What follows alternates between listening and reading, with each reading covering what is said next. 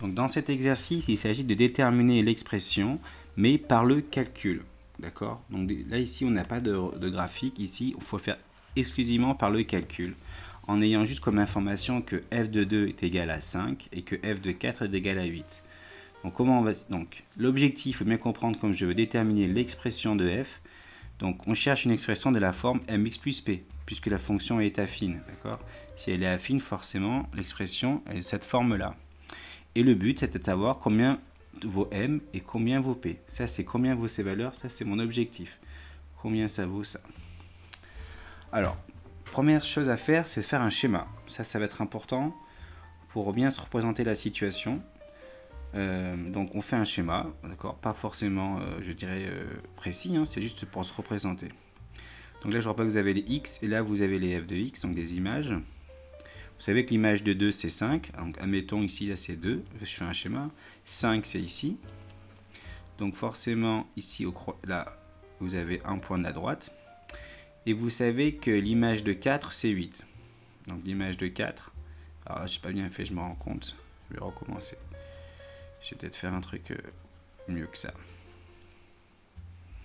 Hop. Je vais augmenter. Voilà. L'image de 2. On va dire que c'est 5, c'est là, voilà, tac. L'image de 4, ici, c'est 8. Donc là, je vais mettre 8, voilà. Je ne suis pas obligé de respecter une échelle particulière, je fais vraiment au hasard. Donc, ma droite, elle va donc faire ça, voilà. Et ça, c'est schématiquement, ma droite, elle ressemble à ça, d'accord? Ça, c'est important. Maintenant,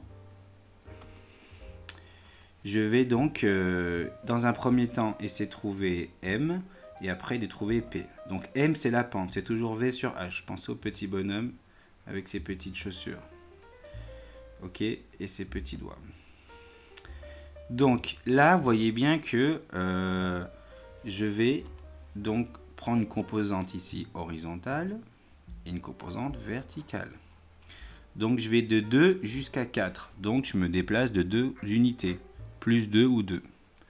Là, je vais monter à partir de 5 pour aller jusqu'à 8. Donc, ça veut dire que je me suis déplacé de 3 unités verticalement. Donc, comme c'est vers le haut, c'est plus 3.